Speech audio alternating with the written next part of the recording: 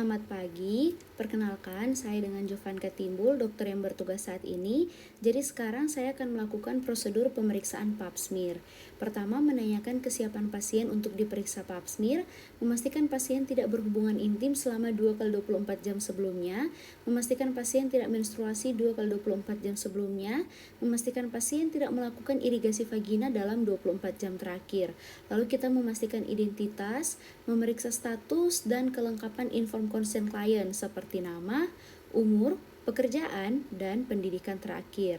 Lalu persiapan sebelum pemeriksaan pap smear, yakni memastikan alat dan seluruh instrumen yang diperlukan sudah tersedia seperti handskun, spatula air, sitobras, objek gelas, spekulum, gel, dan air DTT. Lalu setelah itu kita meminta pasien untuk mengosongkan kandung kemih dan menanggalkan pakaiannya dari pinggang hingga lutut dan menggunakan kain yang sudah disediakan. Selanjutnya, pasien diposisikan dalam posisi litotomi dan tutup area pinggang hingga lutut klien dengan kain. Lalu pemeriksa akan mencuci tangan dengan air dan sabun dan dikeringkan.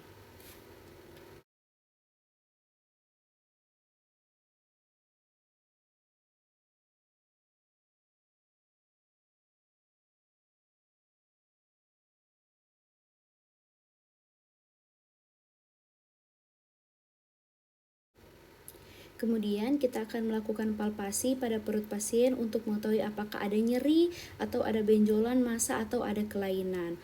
Lalu kita akan menggunakan sarung tangan steril pada kedua tangan kita.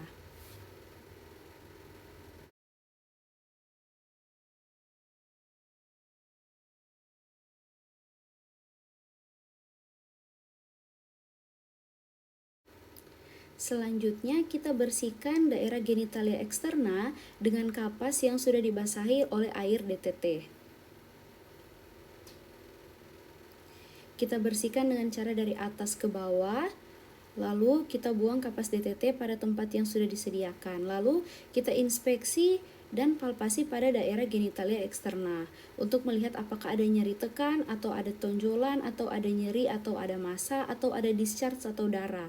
Selanjutnya kita aplikasikan gel pada spekulum, kemudian masukkan spekulum secara hati-hati. Kita minta ibu untuk tarik nafas, lalu kita masukkan spekulum secara vertikal, kita putar 90 derajat menjadi horizontal, kita tekan tuas dan kita atur hingga tampak serviks.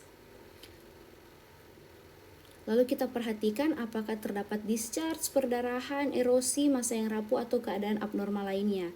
Jika dicurigai kanker, maka klien dirujuk dan pemeriksaan tidak dilanjutkan. Selanjutnya, untuk pemeriksaan ektoserviks, kita ambil spatula air, tempatkan spatula air ke ektoserviks dan putar 360 derajat sesuai arah jarum jam.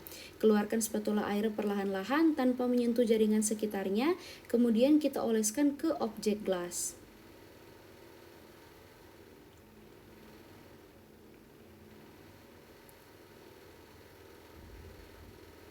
Untuk pemeriksaan endoserviks, kita ambil segera sitobras, masukkan ke kanalis cervicalis, putar 1/2 hingga 1 putaran tergantung bentuk kanalis dan sesuai arah jarum jam.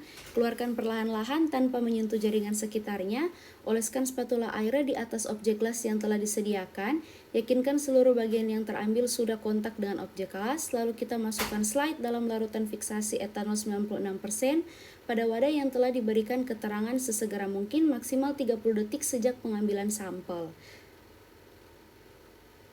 Selanjutnya,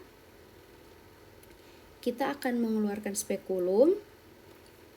Spekulum dikeluarkan dengan cara memutar spekulum ke arah 90 derajat sehingga spekulum sejajar dengan kanalis cervicalis. Setelah itu kita keluarkan dalam keadaan tertutup.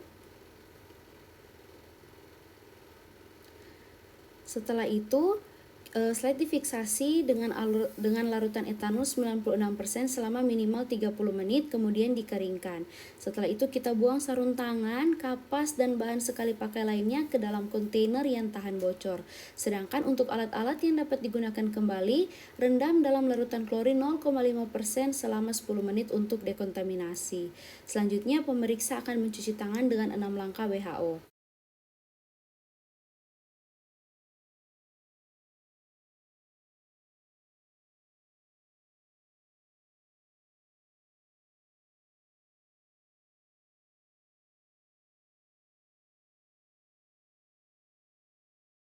Kemudian, pasien diminta datang kembali untuk mengambil hasil pap smear. Setelah hasil pap smear ada, klien dijelaskan mengenai hasilnya. Jika ditemukan sel tidak normal menunjukkan prakanker, jelaskan mengenai berbagai pilihan terapi yang dapat dilakukan, beri kesempatan kepada klien untuk bertanya hingga mengerti, dan berikan kesempatan untuk memutuskan terapi yang diinginkan. Jangan lupa kita ucapkan terima kasih.